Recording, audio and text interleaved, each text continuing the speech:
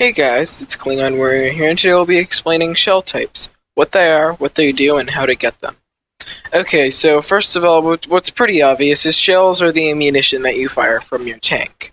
So there are four main types of shells in the game. There is armor piercing, which is for pretty much every tank in the game except for artillery and certain tanks.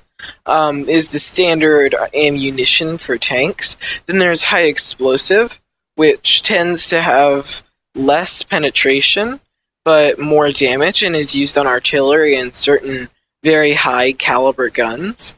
Then there is armor piercing composite rigid, which is usually fired for gold instead of silver, but you can still pay silver for it, but people call it gold ammo for that reason. Then there is heat, which is also a gold ammo, and yeah, it's another one of those very high pen shells. Okay, so if I go to the store here, first I'll be telling you guys about actually armor piercing. So armor piercing is probably the most basic ammo in the game. So it does just a normal amount of damage. It does the base damage for your tank. It does usually an average amount of penetration. There are some gold types of armor piercing that have more penetration. Like here, there's some gold armor piercing. But for the most part, it's just the most average just an average shell. And then it has a normal amount of normalization. Actually, I'm pretty sure the most normalization. And now normalization is actually a design in the shell, which makes it so that it will essentially reduce the angle at which the shell hits a tank. So that means that it will reduce the armor thickness, essentially, if it's at an angle. It will reduce the amount of angle that it's at, reducing the effective armor thickness, therefore giving you a higher chance of penetrating. And next there is high explosive. Now high explosive is usually the default ammunition on artilleries and some very high caliber tank guns and tank destroyer guns. So high explosive tends to have the lowest penetration of any ammo type,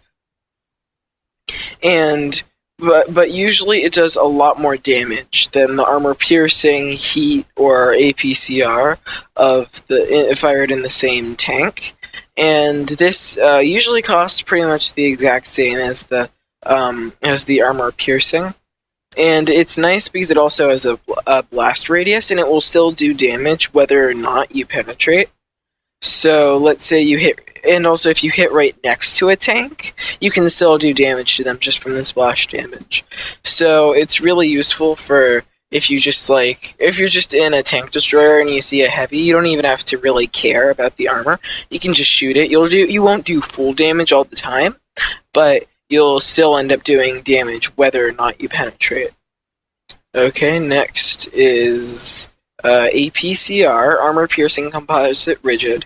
Now this is just, it's essentially just armor piercing in every way, except it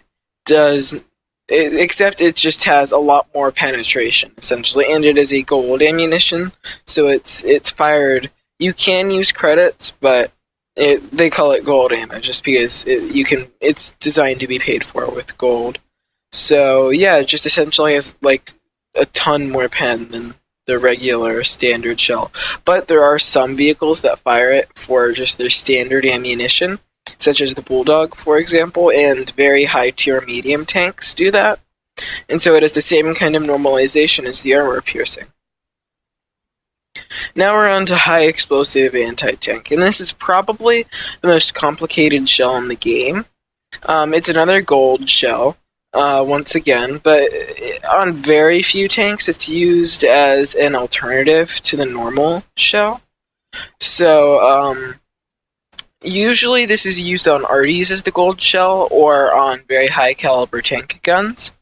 And this tends to have a little bit more penetration than the APCR, but it does not get normalization, and it does very, very poorly against spaced armor. So that means that if you're against something like the IS-7, with all of its angled armor, like on the pike nose, and then all of its spaced armor on the sides, then that means that you should probably be firing APCR at it, not heat, because heat, without its normalization, with its poor spaced armor penetration, will tend to just bounce off. And so the reason why heat does so poorly against space armor is because it actually shoots like almost like a little jet of superheated, I guess like you could call it plasma almost. That sounds really high tech and everything. It's just super heated gas that is designed to just go straight through the hull of the tank. But in spaced armor, the superheated gas gets it just uses all of its penetration on the first layer, and then it just runs out on its way in between the two layers. So here, I'll go back to the store. And so yeah, those are its backfires, but its benefits are just very, very high penetration. Okay, guys. Well, that's it. See ya.